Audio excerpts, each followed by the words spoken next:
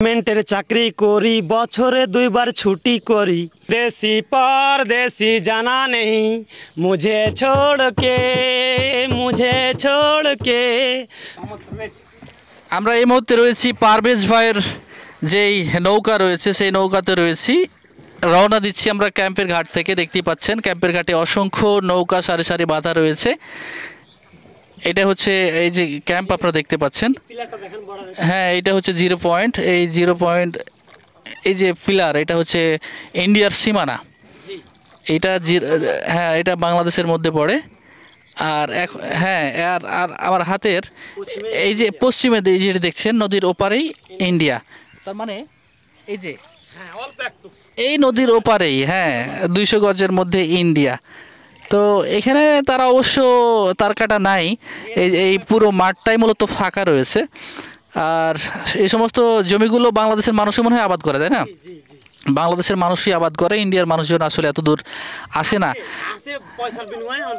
পয়সার বিনিময় দিয়ে দেয়। এটা বছরে 1-2 বার আসে আর কি। তো এখান থেকে সীমান্ত তার কাটা মোটামুটি 2-3 কিলোমিটার ভিতরে হবে, তাই না?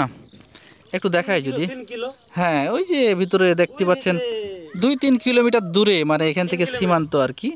তারা এত দূরে আসলে আবাদ করতে আসে না।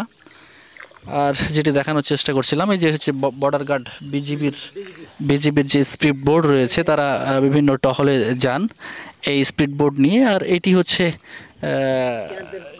ক্যাম্পের সীমানা, মূলত বিজিবির যে ক্যাম্প রয়েছে সেই ক্যাম্পের সীমানা ধরে আমরা যাচ্ছি। এখানে ভাই বললেন যে চলেন একটু ঘুরে দেখাই আপনাকে এই এলাকাটা।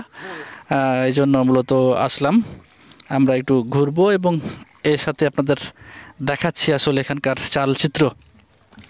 একটি বিষয় জানিয়ে রাখি যে গত 2 দিন বা 3 দিন বা লাস্ট যেই আসলে বৃষ্টিটা হচ্ছে, এখানে এ ভাই বলছিলেন যে গত 2 দিনে প্রায় 2 হাত পানি আসলে বেড়েছে এখানে।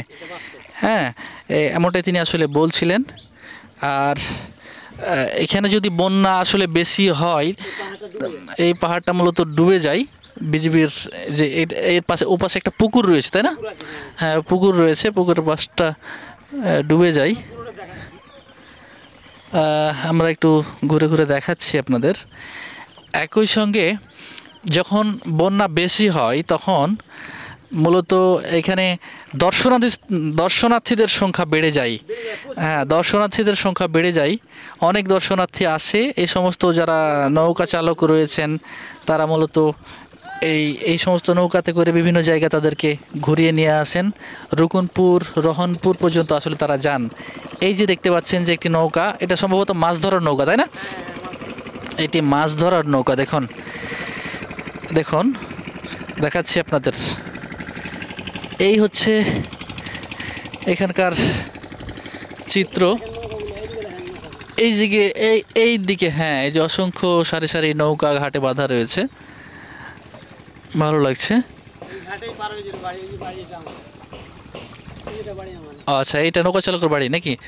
এই টিন দিয়ে ঘেরা হচ্ছে এটা, তারপরেরটা এইটার বাড়িটা। আচ্ছা, আমরা যে নৌকায় উঠে যাচ্ছি সেই নৌকা চালকের বাসা এখানে, তাই বলতেছেন উনি। আর এখানে দৃষ্টিনন্দন যে জায়গাটা আপনাদের দেখায়, কত সুন্দর লাগতেছে দেখুন, অসাধারণ।